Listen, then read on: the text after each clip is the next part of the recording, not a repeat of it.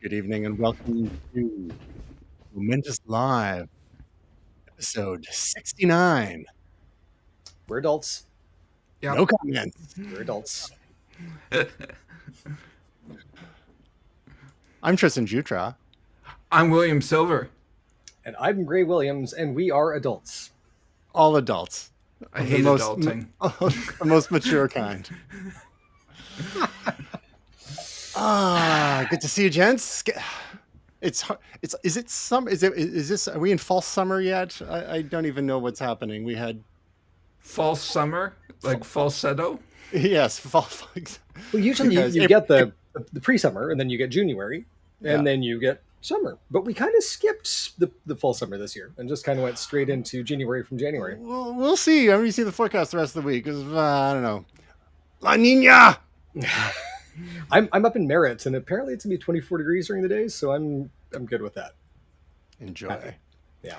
All right, let's jump right into it. We have a little bit of follow up. Last week, we discussed all things space. And one of the things we talked about was NASA's tiny CAPSTONE probe, just going to the moon, and it was going to take until the fall to get there.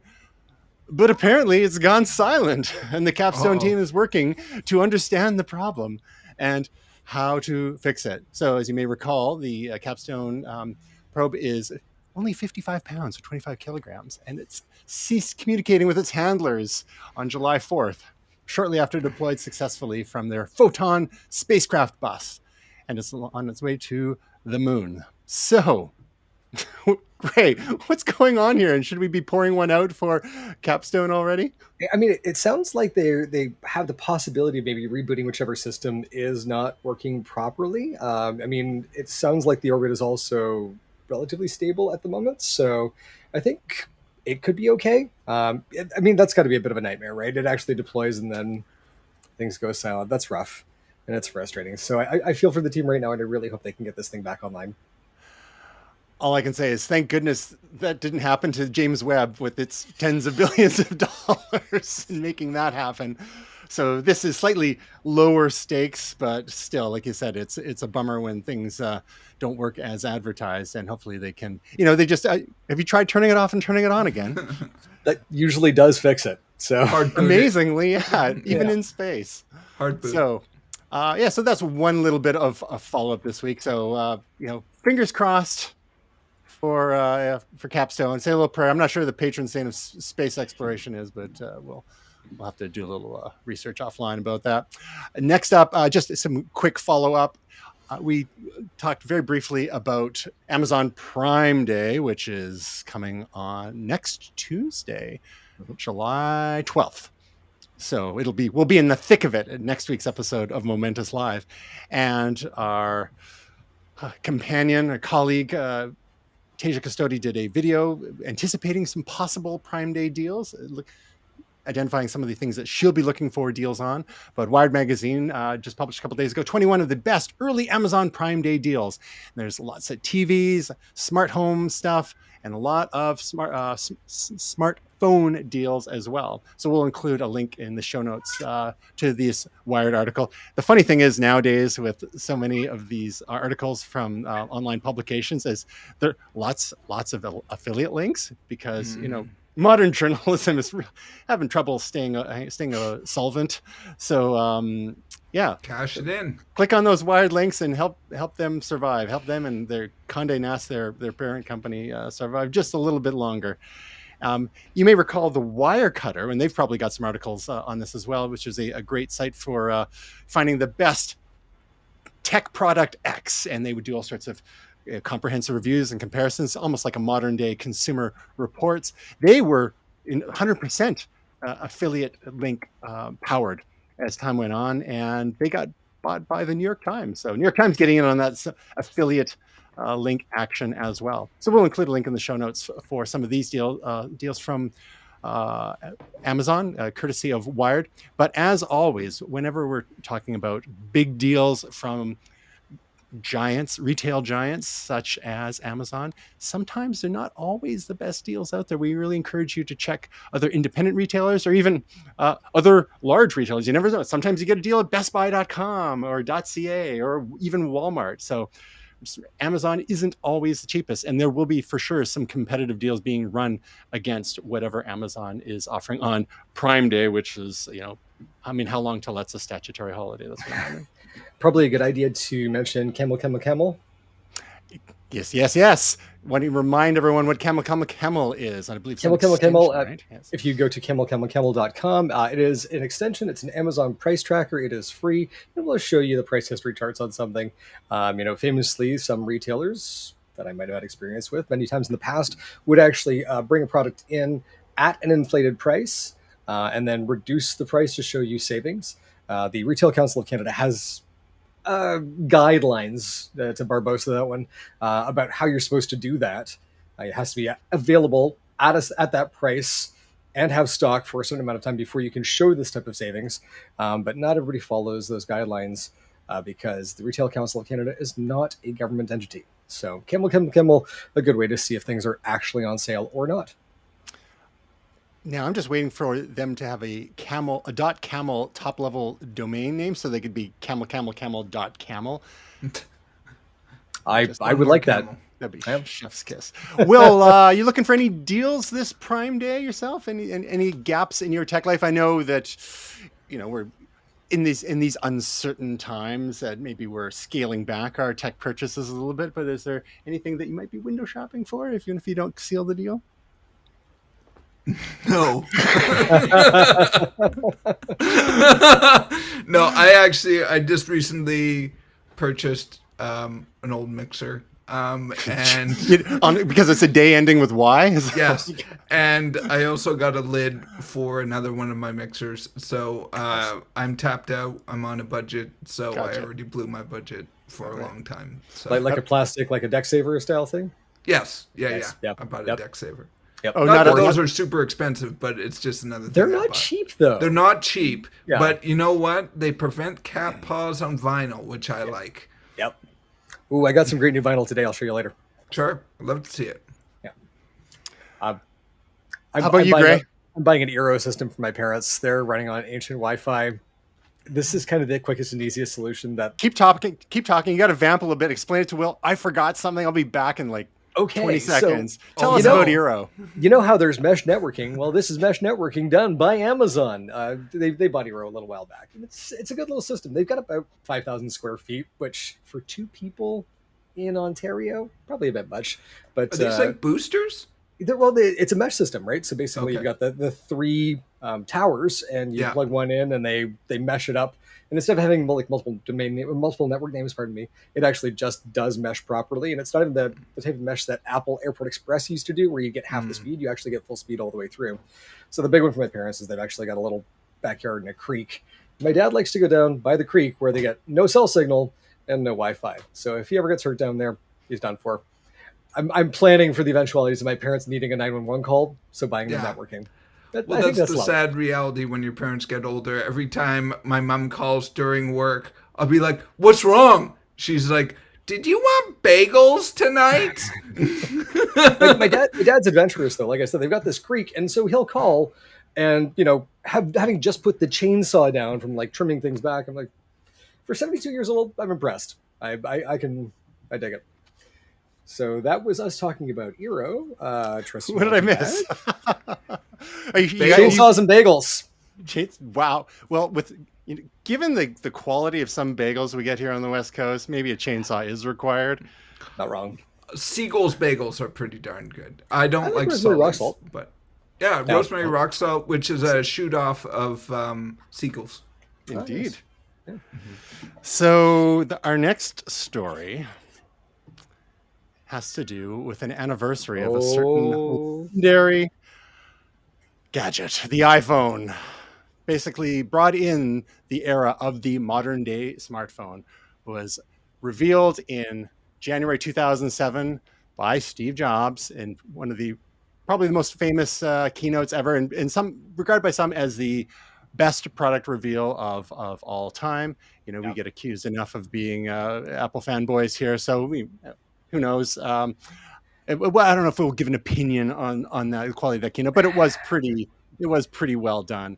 Can we And just say, like, an iPod, a phone, an internet communicator, an iPod, a phone, an internet communicator? Are you getting it? are you getting That it? it was just like hearing that alone was one of those moments of just like, look, tech world, you guys were thinking we were going to give you a Motorola candy bar with a rotary dial on it. Here's what we got. And I remember watching that very announcement, and it was like, I got it, because I mean, some of us were expecting it was going to be something, combo convergence. The way things are going, smartphones existed, but just hadn't really caught on to the mainstream. Some of us were Trio users, and Trio was great for its time, but it was really hemmed in by the physical keyboard. And so the iPhone brought us the slab that we've come to know and love today. This is what an original one looks like here. Tiny 3.5-inch screen. Now, how did you acquire that? Pardon me? How did you acquire that? I went down to the States and got it, and got it unlocked, jailbroken and unlocked, and got it going. This is actually a replacement of the original, which went for a swim in the waters of Deep Cove. Yes, yeah, exactly. But this one's a little, I don't know, there's some muck all over here. But I spent so much time on this thing with having jailbroken it and had an alternative app store installed before apps were even a thing, while they, just using the private APIs. And Apple had said at the time, "Oh yeah, we've got this sweet solution for you, web apps." And everyone's like, really? How about not? Yes. And a year later, when they came out with a 3G right here with the plastic back, which is definitely an aesthetic. They launched the App Store then. So well, the other thing is that we didn't have it in Canada originally. Some people might not remember this, but that's I remember why TJ had to bootleg it. Yeah, yeah, and I remember when you brought it to our mutual work at the time, and I remember this is when I, obviously all the hype, and this was a great release and all that, but when you actually let people hold it and try to use it, and they didn't need any explanation, they just were able to do the swiping and all of that kind of stuff. It was so intuitive. It's like, this is really something, like, people can use it not having looked at an instruction booklet. They can just pick up and go. And this is a sophisticated device which accesses the internet, has a phone, and plays music. This is amazing. The touch features are just, we've done touch so many times. There's been touch screens forever, but the multi-touch was just another level, and was just intuitive to use these touches to, pinch and all that kind of stuff and swipe. Indeed. And it was standing on the shoulders of giants to a certain extent, building on the previous work that we saw the results of in Apple's Newton Message Pad, and Palm Pilots, and even the work of General Magic, which didn't necessarily have much in the way of retail products. But they saw a lot of what was working, and even BlackBerry as well. They saw a lot of what was working, what wasn't, and the shrinking down of the whole multi-touch technology into smartphone size, and then the addition of Gorilla Glass too. There's a whole story there behind getting Gorilla Glass happening on the iPhone between January and June, because they were going to have a plastic screen, and Steve Jobs was like, this scratches in my pocket with keys. We're going to need glass screen. And he basically strong-armed the CEO of Corning into getting Gorilla Glass happening for the iPhone in time for its launch just a few months later. There's so many amazing stories about the birth, the design of the iPhone, and even how its origins come from the original tablet project. The iPad was going to be a thing before the iPhone, and then they realized that there was a much bigger market for cell phones, smartphones, and so on. Gray, you want to fill us in real quick on there's that Ken Cosienda book. Yes, Creative Selection. Mm-hmm. Yeah, so Creative Selection, Ken Cosienda. He also has done a game on iPhone now called Spell Up, I believe. But basically looking at how they developed the keyboard and autocorrect. And, I think A few of us have used the hashtag autocorrect as in like a car wreck, because it seems like at times autocorrect just does not know the English language or whichever language you're typing in. But when you take a look at the idea behind it, and basically looking at the keys around and then using a predictive library, which you also can contribute to, absolutely genius. And they've gone through so many different ways of trying to be able to get input into this device, and the solution that they finally hit on, absolutely elegant, and is one that continues to be at the core of our typing experience today. So very, very cool stuff. I will say this thing. I had a BlackBerry at the time because I was on a Canadian provider and did not cross the border, although I wish I had, and ended up with a BlackBerry Storm and a BlackBerry Storm 2. And I feel like you could probably put those in the hands of people in perhaps Guantanamo Bay and get information out of them because they were so torturous to use. The button underneath the Storm 2 was probably one of the worst design ideas I have ever experienced. And I curse the day and the people who came up with that particular hellish device. It's good to remember that when the iPhone launched, it itself was not a perfect device. It was compromised in a number of ways. It didn't do MMS, multimedia messaging, so you couldn't send photos. The camera on it was abysmal. Didn't have video recording functions. It was only on 2G, GSM. It didn't have 3G yet. They saved that for a year later. And it didn't have cut, copy, and paste, and it didn't have the App Store until a year later, and so on and so on and so on. But the thing is, they got it out the door and then iterated like clockwork. Yeah. Every year. So I was going to say 2G here in Canada, actually, the name of it kind of sort of belied the experience that you had when you were trying to get onto something on the internet because you were always on edge. I see what you did there. All right, real quick. Will, of all the different iPhone designs, functionality aside, just from a purely sort of aesthetic and or how it felt in your hand, because you've had a number of iPhones over the years, do you have what is your favorite so far? It's hard to pick a model. I would say the one thing that I miss, because I have a 13 right now, and I enjoy that very much. You have a 13 Pro Max, don't you? Pro Max, yeah. Big boy. I enjoy that. It's the other thing is that I like how it's mostly screen. Some of those original ones, like the one that's up on the screen now, there's a lot of wasted space. So I like how much actual screen there is and not much bezel. But I do miss the button. I do really miss the button. I don't, I missed a little bit the separate headphone jack at first, but I've kind of gotten used to it, and it doesn't bother me that much, despite some people lamenting about it. But I do miss the button. I miss a physical button.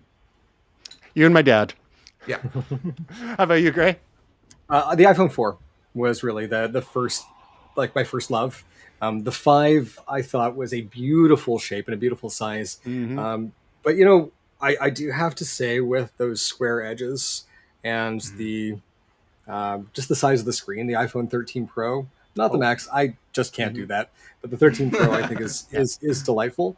It's one of the things I find challenging though is being able to take a picture with one hand. So if you're trying to do the selfie thing and you're kind of doing this, and you've got kind of like the claw grip, that one.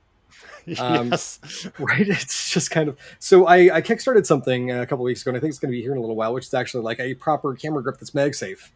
We'll see how it works, but I'm looking forward to that, because that's kind of my only complaint is like this is not actually something I like to do. So try a Max. Yeah.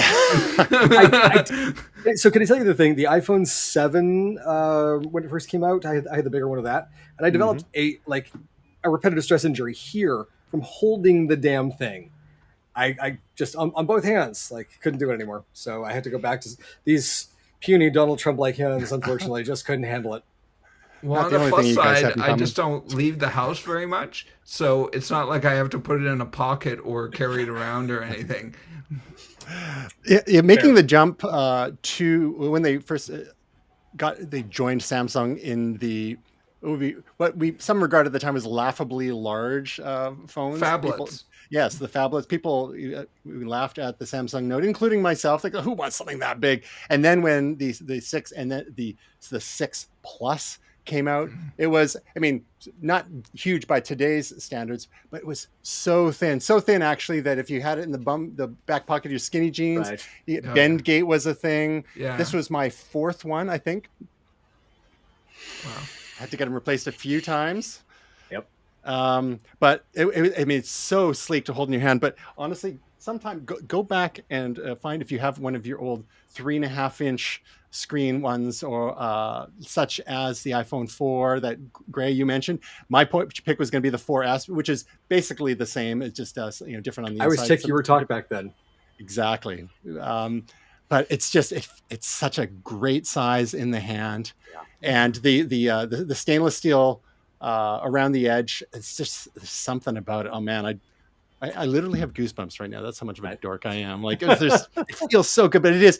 But to go and use it with today's app, so it's like, no, you wouldn't. It's not, even if it would run modern operating system and apps, it's just the screen is just too small. You can't fit everything's being designed for the larger sizes, so it's a shame. So some people have enjoyed the iPhone 12 mini and the iPhone 13 mini, which are big compared to this, but still on the small end of things. And it looks like they're not going to have an iPhone 14 mini, which is a bit of a shame. It just didn't sell well enough because people are so addicted to phablets. Didn't the glass get better at some point? Like, there was a lot of breakage, and I think there's still some breakage, but they improved the glass like 3 or 4 years ago, isn't that right? Because there used to be a lot of breaking, and that was one of the original complaints about it, that it was just all glass. I think, well, there was a couple things. One, Gorilla Glass has iterated over the years. There's the Gorilla Glass 2, and I think the Gorilla Glass 3. The part of the rest of the design can make a difference if you happen to drop it on edge. So, the original iPhone and even the 3G and 3GS, they had the more rounded corners, and they were maybe somewhat more forgiving. But then you had the glass front and glass back on the 4 and 4S, and then some of the newer models as well. And then you also the glass was right at the edge, above and below the stainless steel strip. So they were not very forgiving when it came to drops. I think to a certain extent, one of the reasons why people aren't shattering their screens quite as much nowadays is like pretty much everyone is using a case, and maybe some people are actually being more careful with their devices. I have to admit, I smashed a few screens back in the day, and they were when they were naked, right? I've always done cases since then. So I'm way more dropsy than I've ever been. Like, I've hucked this thing across the room more than any other phone, but I've got a Peak Design case on this, and it is kind of bulletproof. Mm-hmm. Like, yeah, I've dented concrete and not this, so. Mine's got a mixer cover on the attaboy. Yeah, you did. Yeah, you did. I don't even. Mine's boring. I've just got classy, understated patina on the brown leather. This is my second one, actually, because the corners got really rash on my first one. But this is I'm still on the iPhone 10, guys. Like what dinosaur? Like the original 10? Gonna be they fine. let you walk around like that? Exactly. I'll buy a 14 and you can have this. You're killing me right now. Nope. Well, Stephanie got the 13 Pro, and then for some reason I didn't upgrade at the same time. Maybe to try to be smarter with money, but I feel that certain apps now are just like, chug. But no, I'm holding out for the 14 at this point. It's too late. So real quick, Will, what would you say are some of the what's the biggest impact that the iPhone and or other smartphones, if you had them, have had in your life, whether for good or for bad?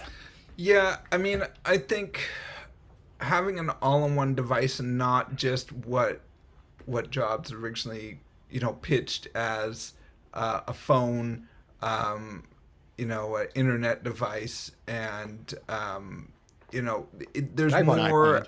Yeah, the thing that I really remember is that I used to have a separate Garmin actual GPS. Mm-hmm. I stopped using it at a certain point because why was the point of dragging this other thing around when my phone did it anyways? And even simple things like flashlights or a metronome that I have and use when I'm DJing sometimes just for practicing. Like there's just a ton of things in my device, calculator, like all these things that make my life easier. It's almost like the best we can do for a tricorder besides actually monitoring your health stats, and oh, it does a bit of that too. So yeah, it's just a remarkable device that it's grown from those original pitch that Steve Jobs gave to us, and I think he had a vision that it would go there, especially with the App Store.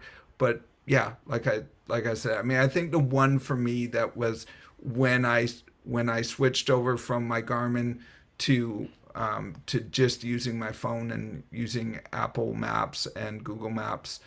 I mean, that was like, wow, that was a whole industry. Like people spent a lot of money on those Garmins, and like I spent like $120 or something on them. People would subscribe to the downloading of the maps and all this kind of stuff. It just killed the whole industry. Yeah, more than one industry, and we can get into some of that as Yeah. well. Gray, how about you? What ways, for good or for ill, have the iPhone or smartphones in general affected your life in the last 15 years or more? I'm far more punctual than I've ever been. I'm reminded of where I'm supposed to be, and I'm given directions of where I'm supposed to be, and I can communicate to the people with whom I'm supposed to be. The thing that's on the tip of your tongue, the movie, the actor, the restaurant that we were talking about, it's all there. The off-board brain. My memory is far better than it's ever been because I have pictures of everywhere that I go. It's like it's hard to think 15 years ago, even with the nascent mobile internet, it was nowhere near close to where it became only a few short years later. And so this thing here, I talk to my mom and dad every day. I can talk to my friends. I can send pictures of these moments where we are together. It suggests to me pictures that they are in because it can tell because it has their faces, which is attached to their contact in my phone. It's all done on device. It's like how has it changed my life? As someone who was born analog but grew up digital, this is what I had always hoped that we would have. And it's interesting because I'm looking at it now, and we're getting to the place where it can measure the world around us, and you can even create these metaverse worlds inside this device with software on it. And I'm just wondering what's next? What's going to drive the processing power? What is the thing that we're going to need to do? We can do 4K 60 frames a second and edit it on this device. I'm kind of looking at it going, for the first time in my life, I'm looking at my phone and going, I really wish it could, and I can't finish that sentence.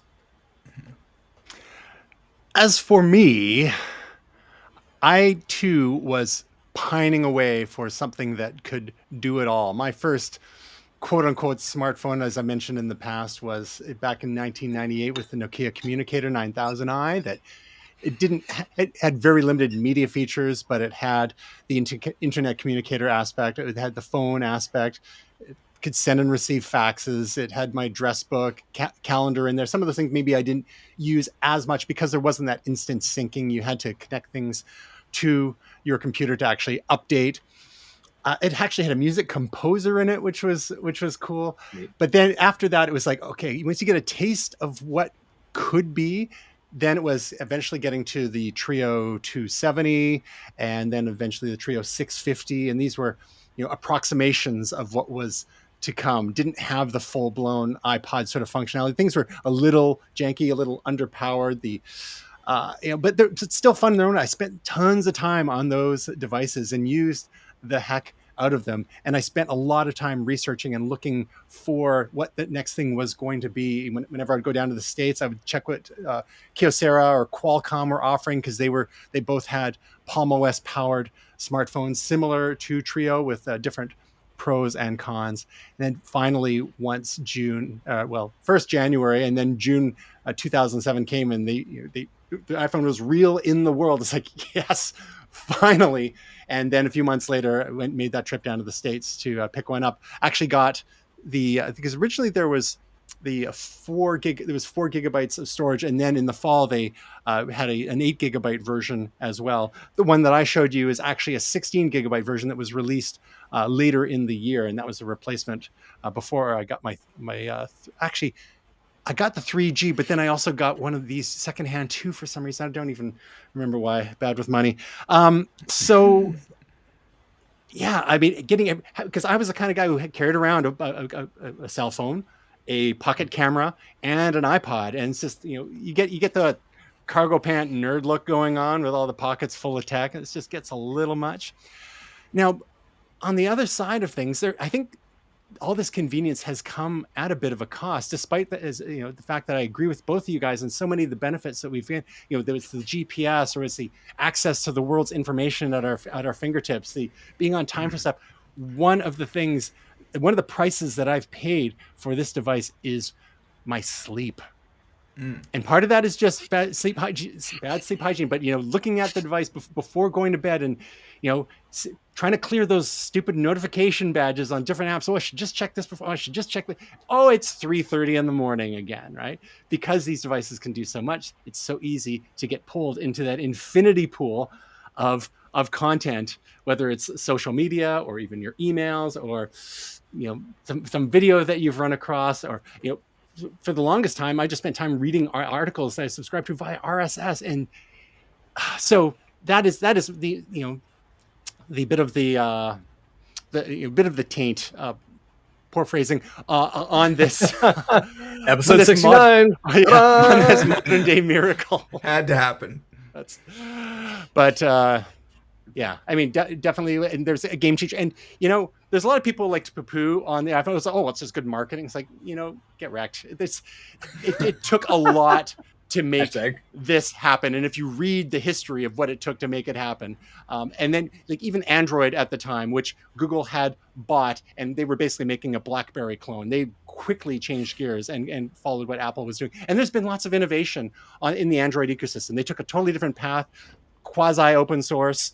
Unfortunately, we've seen the demise of BlackBerry for the most part. We saw the demise of Nokia after Microsoft bought them. Windows Phone, the operating system was kind of cool. It was a different take on things, and that didn't last. So we kind of have ended up with this duopoly in modern day operating systems with iOS and Android, kind of like we have with computer operating systems in Windows and Mac OS, although Windows is far more dominant. Actually, in this case, Windows is kind of like what Android is. They have that different approach, much more open and licensed out to others, whereas Apple is committed to making the entire widget. So we'll have a smaller market share worldwide, although in North America, just a few months ago, I believe Apple passed the 50% market share benchmark there. So anyway, that's enough on this, but it's hard to deny that the impact that the iPhone has made on the modern day landscape, for the good and bad that come along with that. The question is, what is coming next? Anything that either of you want to see in the next iterations of iPhones? I mean, the cameras are amazing. I mean, Gray, you had alluded to yourself. You're running out of things to ask it to do. There's only one thing that I really want it to be able to do, and that is for the phone to stay in my pocket and for the interface to be projected onto a pair of glasses in front of me. We used to joke many moons ago when I was working at Future Shop that most of the managers had BlackBerry neck, which was phone here. Oh yes. As they slowly grew more rotund from not actually running the sales floor anymore, but just kind of walking it. But yeah, balanced on there. But I think we've all seen it. We've seen folks. I mean, we've probably done it ourselves. You're head down, and rocking away. And it's interesting because like more apps now are reading your content to you. Microsoft Outlook in the morning will read your emails to you with a push of a button if you've got headphones in. So they're kind of working on getting us away from that sort of phone on a screen on device interface. I think augmented reality is going to be the thing that I'm looking for next, and being able to keep the phone in my pocket and have contextual stuff going on that I can either have or tell it to go away right away, because sometimes you just don't want data in the world. But I think that would be that's the cool thing. That's the future. Yeah. And the world will be filled with glass holes when we'll all be like have that 1,000-yard stare, staring at something in our glasses, or we'll be doing this, trying to swipe things away, or Yeah. who knows. And then But definitely after the glasses are to come. Yes, and Will. after that, the brain chip. That's what comes after that. Oh, Oh, come on, Elon. Elon. Neuralink. Here we go. Just a quick coda to this story. Luke Miani, a popular Apple YouTuber, had a video in the last few days where he showed off a number of iPhone prototypes, and the one of them on its own is worth about $500,000, and the total worth of all the iPhone prototypes he had in his possession at the time was over $1 million. So Jeez. check out the video; it's pretty cool. It shows you some different stages of the development process, and you can see the state of the testing software in various stages of this process. Because what some people don't realize is that the software teams and the hardware teams worked in isolation from one another. The software teams never got to see the hardware until very late in the game, and vice versa. The hardware teams didn't have access to the software, and it's amazing that it all kind of came together, I guess, in the last few months. But it's very, very basic testing software that they had on the iPhone. And with that original demo that Steve Jobs did, the iPhone was barely working. It was like every time he went to tap another icon on that screen, people were like, "Please don't crash! Please don't crash! Please don't crash!" So, after that 6-month sprint, they got it pretty solid, and then of course just being able to iterate over the course of months, and then 15 years. Things are reasonably good nowadays. But I would encourage you to check out this Luke Miani video because it's enlightening. It's so fun to see cool old prototypes of any kind of hardware as well. One last tip, just threw it in this like a silly little story that came up on the Sun of all places, not Vancouver Sun. It's the Sun, which was a UK tabloid, and there's a US version as well. And the headline is, "Whoops, my husband took a live photo of our baby after I gave birth. I noticed something so embarrassing, but it was too late." So live photos, for those who aren't familiar, are those kind of like mini videos that you can take, and it's set by default when you got to a certain level of iPhone and operating system. So instead of simply a still video, it would capture about half a second before and after that moment, which is kind of cool in a way. You see that moment in time, people fixing their hair before the video, or maybe they made some comment or someone was laughing, and it's kind of neat. Now, I would recommend turning it off because as cool as it is, it takes up a lot of extra storage space on your phone, and subsequently iCloud if you're using iCloud photo storage as well. But what this story highlighted is the maybe privacy implications of having that live photos turned on when you're not expecting what's immediately before or immediately afterwards to show up in said live photo. And in this case, it was a shot of the woman's private bits post or just immediately post birth. It's like a little more than she was really hoping to share. So word to the wise, turn off live photos unless you have it on for a very specific reason. It's actually really good for animals because they never sit still. So usually somewhere in that shot, you'll get a picture where your cat doesn't look pissed off. I agree. Okay. So speaking of smartphones, let's move on to the wonderful world of Android. And some of you may recall that Amazon over the years has had ad-supported versions of its Kindle tablets to knock about $30 US off of the price. And for some price-sensitive shoppers, that could be a material difference and make something affordable that maybe wasn't beforehand. Well, there is word that Glance, a Google-backed mobile ad company, has plans to expand its lock screen platform in the US. So what this means is that you could end up buying an Android smartphone, depending on the participation of the manufacturer and or the carrier, especially if you're on a discount carrier somewhere, maybe in the States like a Cricket, or in Canada maybe like on a Freedom Mobile or a Boost Mobile, something like that. whereby your lock screen could feature an array of rotating advertisements. Will, what do you think? Would you, if this kind of thing ever came to iPhone, which I doubt it would, because I don't think Apple would countenance that, would you? How much would you have to save to have ads going on your screen of your lock screen of your iPhone? I don't know. I would pay for it and be angry, I guess. I think I can't see Apple doing this. This is really bad for user experience. It's kind of cheap, to be honest with you, in terms of a phone. I think this is a horrible idea. So yeah, I would definitely pay for it, but I would not be pleased. Fair enough. So that's your privilege talking there. You can afford to pay the extra money, but if it's we'll discount, see at the time. I don't. Yeah. I can't foretell the future. I may be a hobo. Fair.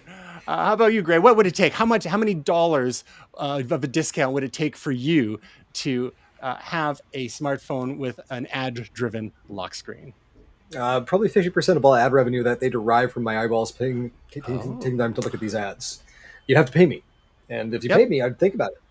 But right now, basically what they're saying is you can have our device for a little cheaper, and then we get your attention in No, I threw up in my mouth. Don't do that.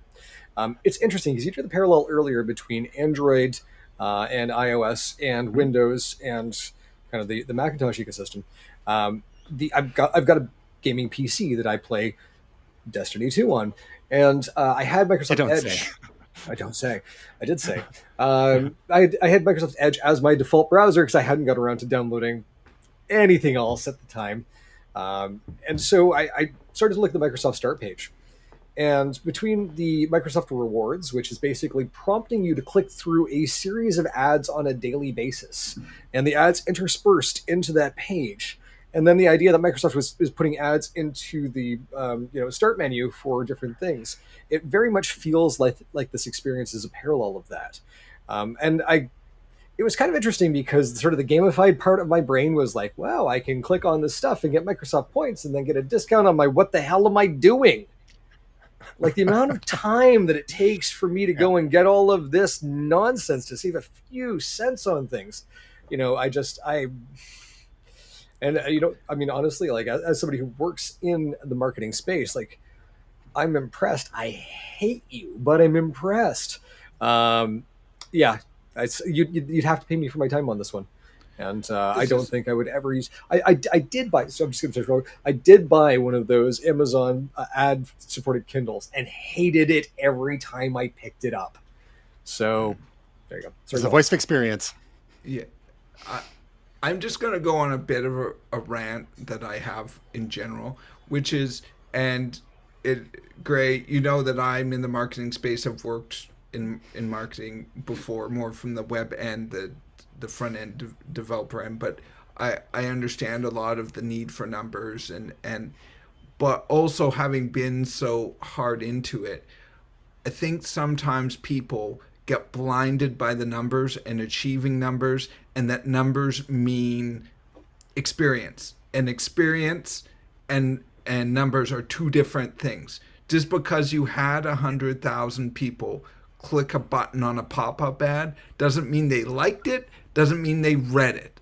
So that's the thing that drives me crazy, is that just because people are forced to look at it doesn't mean they are going to absorb it or be happy with your brand as a result. It sullies the brand and doesn't actually get you where you want most of the time. I cannot see Apple doing this, but stranger things. That's later. We'll get to that later. Yes, that is later. Point taken. Well, again, this is an example of the sort of variety and experimentation, the diversity of the Android ecosystem, where these you can get things like this that offer more flexibility to people, whether they're on a budget or they just want options, especially when it comes to customizing their own device. And Apple has responded, years and years later by giving us the ability with the forthcoming iOS, is it 15, to be able to customize our lock screens. We talked about that a couple of weeks ago. But another device that is coming soon, the HTC metaverse-focused Desire 22 Pro, which is compatible with HTC's Viveverse ecosystem and Vive Flow VR headset. Some people may forget, with the popularity of the Meta Quest 2, formerly the Oculus Quest headset, that HTC Vive has been a thing for a while, and they've had a few versions now. So the idea is that this would operate in tandem and power the Vive Flow VR headset. The Desire 22 Pro has a 6.6-inch display, good resolution, 120 hertz refresh rate, Qualcomm Snapdragon 695. It's got all the speeds and feeds, lots of RAM, lots of storage, decent battery life, 5,400 milliamp hours, lots of cameras, et cetera, et cetera. So it kind of checks all the boxes, but they are really positioning this as a metaverse phone. Now, Gray, as our official Momentous metaverse correspondent, what are your thoughts? Are we going to see more of this? Like, what? I mean, there's a few different aspects or ways to do VR. It's connected to your gaming console, to your PC, standalone, or powered by your phone. What do you think the prospects are for something like this HTC metaverse phone? I think this is a great idea. When you take a look at the type of experience that you have with metaverse stuff, it's a little like buying a smart TV or a home theater. Putting the brains of a smart TV into the television chassis is not generally good for the consumer because, again, the technology moves so quickly. Display technology, when we're looking at VR glasses and AR glasses, has been moving quite quickly, but it's very expensive to move from one to the next. And so you can kind of think the way that Meta or Facebook has done this is by jamming the two together and then taking a vast loss on this. You basically got a lot of users out there who are going to have outdated visual hardware and outdated processors at some point in the future, but not at the same time. Looking at it this way, if you've got your phone and if your phone is the processing guts of the glasses, and if the glasses are good enough, then you can be swapping your phone out every year and get a better experience. Whereas you can't do that with a Meta Quest right now. So this approach, not a bad idea. We've already seen that you can get almost latency-free transmission between a Wi-Fi 6 PC and the Oculus Quest 2 or the Meta Quest 2, pardon me. So I don't see why that couldn't happen between a headset and the phone. The other thing to think about here is John Carmack, when he was talking about the development of the Meta Quest 2, was they couldn't push it to its extreme limits because the chip got too hot, and having something that bursts into flame on your face far more detrimental than something that bursts into flames in your pocket.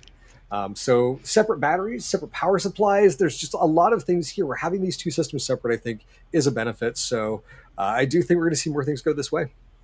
And John Carmack being the original founder of id Software, who brought you the likes of, Castle Wolfenstein, Doom, Quake, and so on. So he definitely has embraced, has embraced the Oculus or now the Meta Quest 2. Some people's surprised, but I think he sees the future potential in gaming, and gaming gets us a lot of the way there for pushing tech forward, aside from other things that have traditionally pushed technology forwards. So now the Meta Quest 2, what's the price point on that? I think it was $400 US for the 128 gigabyte version. So to replace that, every few years, at least it's not as spendy as some other things, like, replacing your car to get a better infotainment system. And some TVs are cheap nowadays, but I get what you're saying about powering it from the phone, but then again, you are taxing your phone more, whether you're running it hot, which can affect the life of its battery, like the long-term life of its battery, and so on. We also saw Samsung with the Galaxy VR, where you slid your phone into that headset. And I know at least one person, if not more, I think Jamie Reynolds, friend of the show, had one, and it was fun for a bit, but then he kind of put it aside because it didn't, I guess it didn't really hold up in terms of the experience going into the long term there. Yeah. But so we should just caveat one thing there. Yes, that Meta Quest 2 rumor has that with the bill of materials and actual production is probably about a $1,200 loss for Facebook on each unit. Wow, I don't think that's sustainable at that price. So. No. Okay. All right, real quick, we have another, again, example of the diversity of the Android ecosystem. The Asus ROG, Republic of Gamers, Phone 6, looks to be a pricey mobile gaming powerhouse. It's got all the specs, but I believe it even has an extra liquid cooled add-on you can add. You can the Game Cool 6. Grant, what's the deal here? This is actually not the first phone cooler, but it is, I think, one of the first Yes. phone liquid coolers out there. Again, just going back to what we were talking about on the MetaQuest 2, these things get very hot very fast, especially if you are overclocking them, which I guess some folks really like to do. It's interesting here because, again, when you take a look at Apple's approach, they've taken many small processors who do things quite fast versus sort of the heavy iron that I think a lot of the Android phones have gone with. And this is why I think you're seeing lower temperatures on Apple devices, longer battery life on Apple devices, better performance on Apple devices. So, Asus has swung for the fences here to get that similar performance, but obviously now also needs some additional cooling. Cool. All right. And for those, who are really interested in the gaming news, we don't want to push this to when Tasia gets back because she'll probably bail on us saying, I don't want to be on another gaming show. Sony released a couple of devices in the last week. Inzone H9 headset, which apparently sounds great. And they have a new gaming monitor as well that, of course, you could use with your PS5, but also PC too. So Sony just kind of acknowledging that non-PS5 gaming exists in the world and is producing devices or accessories that can also be used with, for PC gaming. Gray, what's your quick take on that? Given that are you playing Destiny 2 mostly on PC or on PS5? It really depends on the day, but it's mostly on PC because I really like the keyboard and mouse. But if I'm feeling lazy, PS5 is the way to go. This is actually not the first time that Sony has stepped into gaming monitors. They did have a 3D display for the PlayStation 3, I think, which didn't really sell a whole lot. These are actually quite a bit higher quality. The variable refresh rate on them is pretty cool. Some folks are liking it, some folks are not. The community is kind of split on it, but it looks like for the most part these are well-engineered devices. So it's going to be interesting to see more stuff from Sony as they continue. Will, what do you do in terms of gaming accessories? Do you go for fancy headphones or fancy gaming monitors or anything like that? Given this point in your gaming career, I did have headphones, especially when I used to play a lot of Call of Duty. It was very useful. I also, for a while, had headphones because my wife could not stand the music of Fallout 4 going on constantly. So as I was building my colonies and building my forts and stuff like that.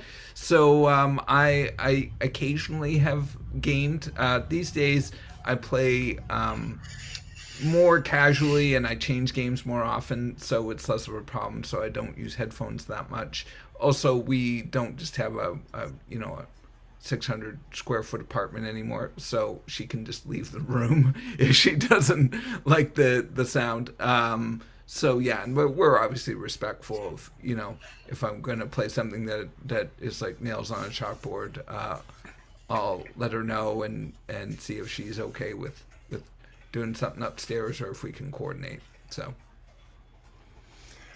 okay, real quick here, there's another big anniversary that we included in our promotion, so we can't skip that this week. Okay. So not only did the iPhone turn 15, but Atari as a company, maybe let's say a brand, because it's changed hands a number of times and it's kind of a shell of its former self.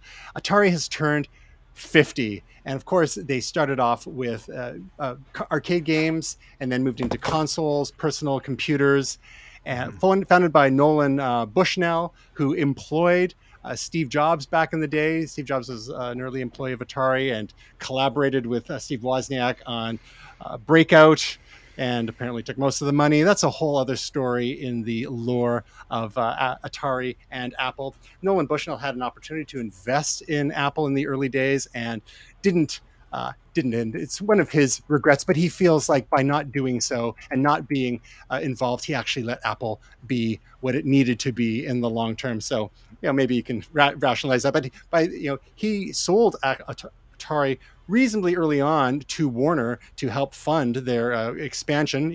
In the couple of years running up to the great video game crash of 1983. But Nolan Bush now by that time had already moved on to the other cultural powerhouse known as Chuck E. Cheese's. So, Yes.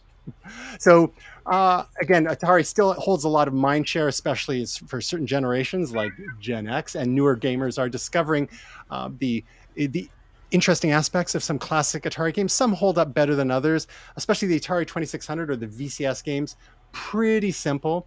But real quick, whether it's arcade, console, or I can't remember. The other thing I was going to say, what Atari games stand out for you? Well, what one or two of your favorites?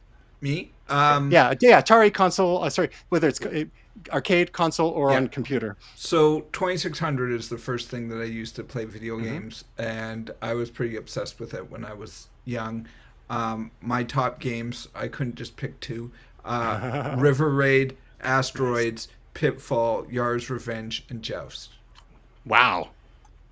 Love it. I played a lot of Joust in the arcade for sure. Joust is better in the arcade, of course. Yeah, and I think in the arcade that was that Williams that was behind it, Williams or Midway. But the version for the Atari VCS or 2600 was remarkably playable. Yes. And as was like Space Invaders was another one by Taito in the arcade, remarkably playable, translated well to the 2600. Unlike say Pac-Man, which I guess was playable but super flickery due to the way sprites were handled and the like. How about you, Gray? Any favorite Atari games, whether they were arcade, console, or computer? Yeah, the three big ones: Tempest, Battlezone, and Gauntlet. Yeah, Red Warrior needs food badly. Elf shot the food. Yeah. Love Gauntlet myself. Jeremy, what are you doing? I mentioned Battlezone as one that I thought should be in the Video Game Hall of Fame a few weeks ago, so that's up there. Tempest for sure. It was one that I was going to say, Gray. So we're on the same page there. I think I have a soft spot for vector graphics games. So Tempest was in the arcade. So. There's a couple of Star Wars games that also featured vector graphics, but apparently Tempest is Nolan Bushnell's, the founder of Atari's favorite Atari game, and because it just there's so many levels and it's simple but like very very playable. One of the others I scrolled by here was one I think I mentioned a few months ago when we were talking about Star Wars, Empire Strikes Back on the Atari 2600. Again, super playable game. Remember, friend of the show Jamie Reynolds had that. We got a lot of playing time out of that. In the show notes, we'll have a link to some of the history of Atari, and especially as it relates to Apple. So it's from the Apple Wiki, and there's some information there about how Apple and Atari's histories were intertwined.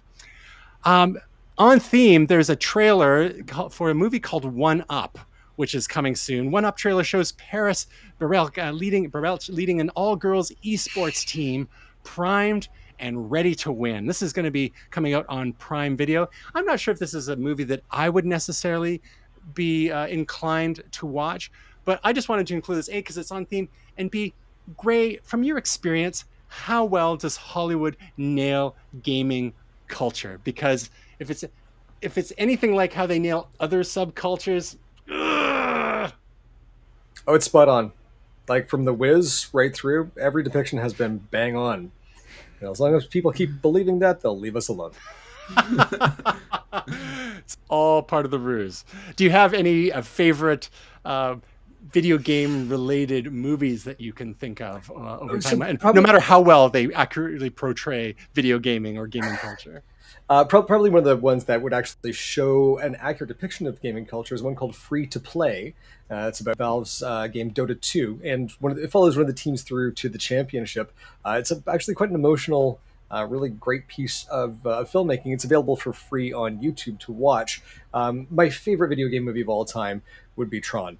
And Nice. I hope that I live long enough to be digitized alongside Jeff Bridges and then fight the evil Jeff Bridges after we have both gone through sort of the zenification of both of us, and kind of like David Carradine at Kung Fu Not dying in a hotel, but instead transcending. You Appropriate asked. for our episode number, in a way. No, David Carradine. But that teaser that they did, you kind of allude to, of Jeff Bridges, even before they did the second Tron movie, Tron Legacy, underrated in my opinion. I enjoyed that, especially in the theater, although it was a bit dark thanks to the 3D. It was already a dark movie, and 3D makes it darker. But just that teaser they did with Jeff Bridges before they even made the movie, I thought was like enough to get so many people excited, including myself.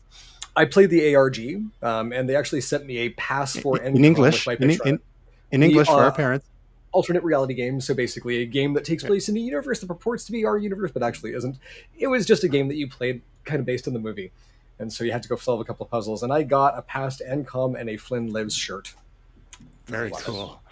How about you, Will? Any favorite video game related movies and or any comments on how well or how accurate they are? Yeah, I mean, there's some pretty bad butchering of subcultures, as you mentioned. I watched a horrible breakdancing movie about breakdancing competitions, which was atrocious. I can't remember what it was called, but it was one of these I got into Step a Up? movie. Maybe Step Up. Stop the Art? Yeah, it was one where they were doing an international competition. I can't remember the name of the movie. Was that Step Up? But they basically had a team that was put together as a super team that was going to go beat the European Super House. Anyways, really Mighty bad. Ducks, but with breakdancing. Got it. Check. Exactly. There's the guy who shot the knuckle puck and all that. And anyways, but no, I mean, Gray mentioned it, and it's not accurate, but The Wizard was the one that I think of when I think of video game movies. Just sort of gloried in the video game-ness and the movie-ness and the 80s-ness of it, but not very accurate. Especially the glove is apparently absolute crap, but they made it so awesome in the. And it was our first look at Super Mario Brothers 3. Yes, that was the other thing I was going to say, and I learned about warp whistles from that movie. So. Blew my mind. I've as soon as I got the game, I already knew how to get a warp whistle. So, idea so what that that game is. is great. We're going to sit you down. We'll have a session. We'll show you all about Yes, you're too old. Phrasing. It's start the episode again.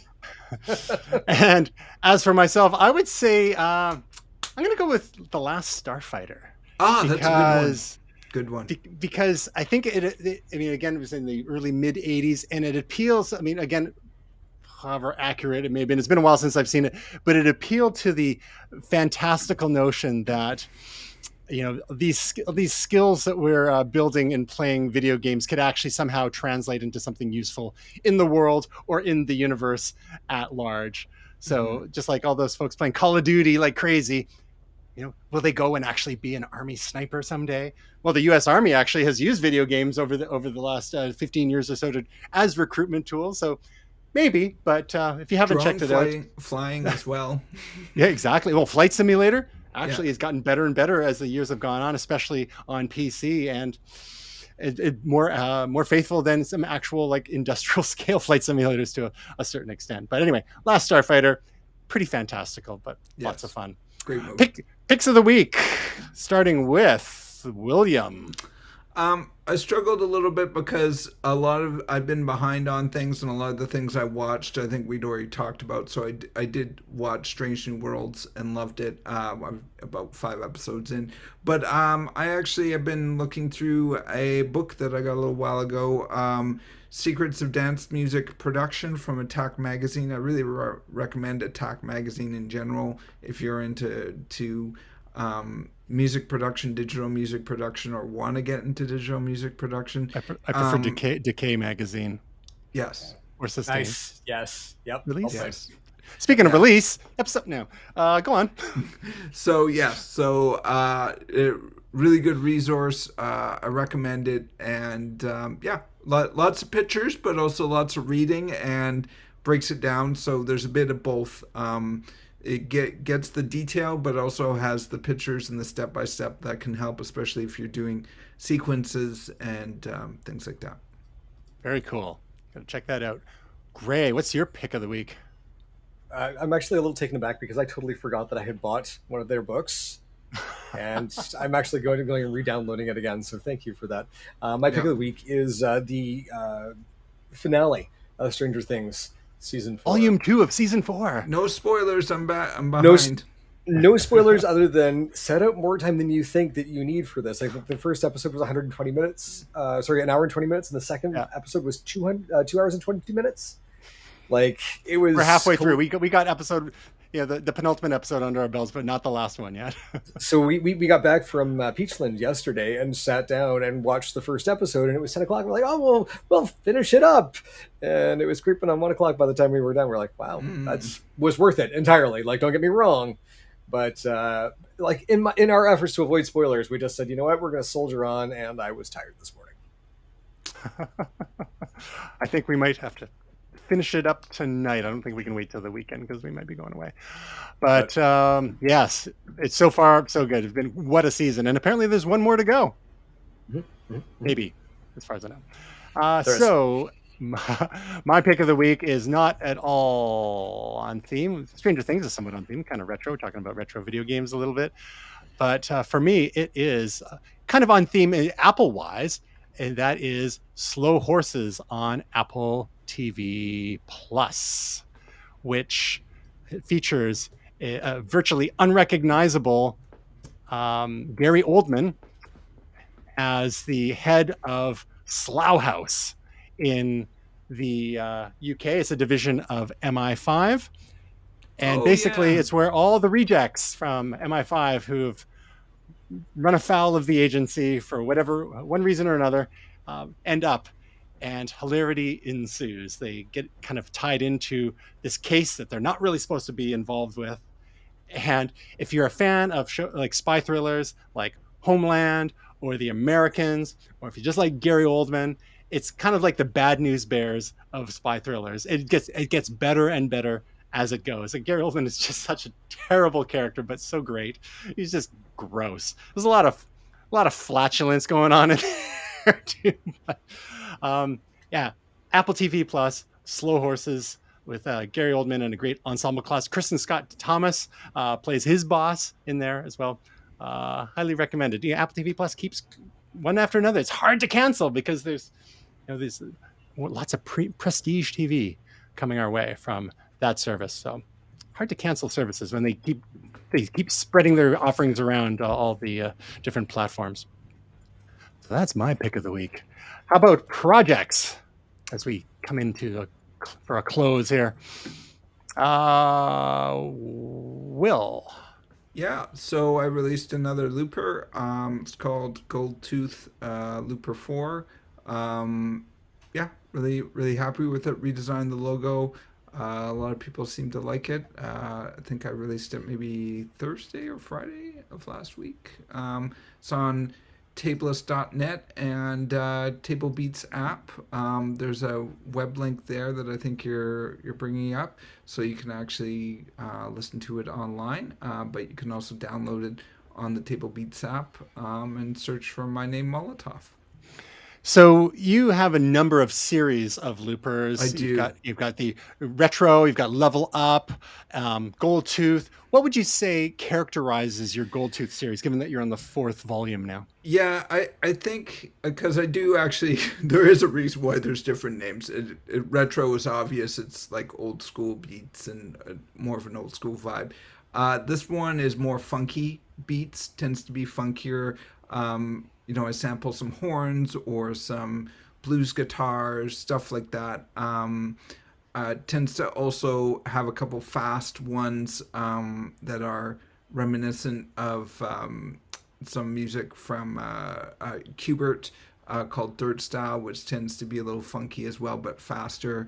And then my level up series tends to be just a little bit of everything, and the whole idea is that you're supposed to get better by trying different styles at different BPMs. So I try to have a wide range of BPMs and a wide range of styles. So occasionally I'll throw in drum and bass or dance hall, but it's mostly trap and hip hop.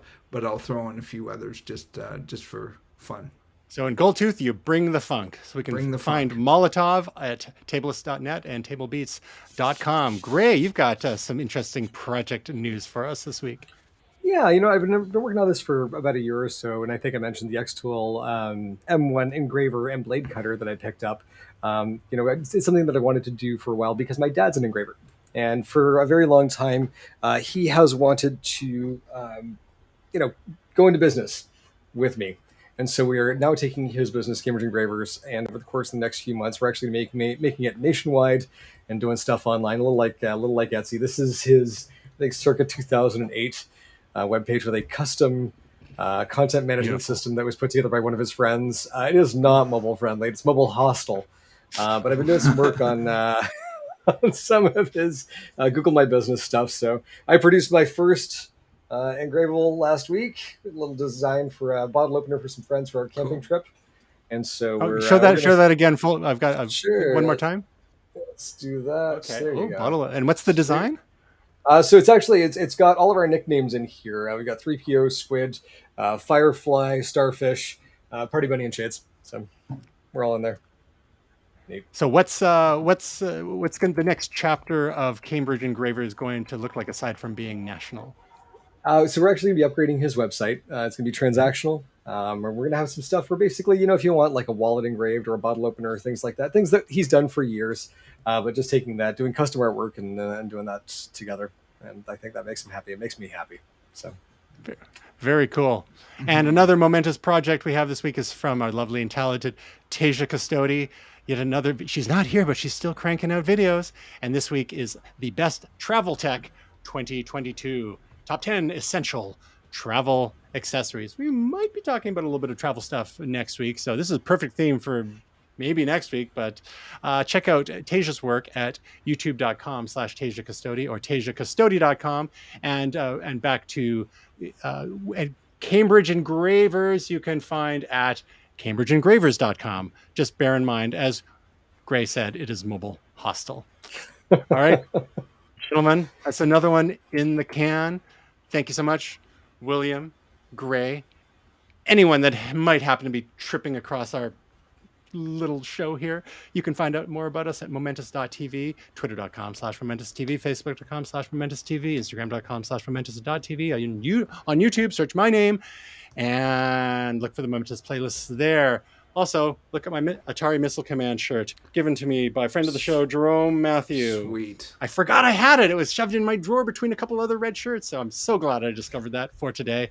We got a little bit of iPhone, Apple stuff, we got a little bit of Atari, need some gaming stuff in there while Tasia's away because she doesn't want to talk about the gaming. Will, Gray, everyone else, we hope your week is truly momentous.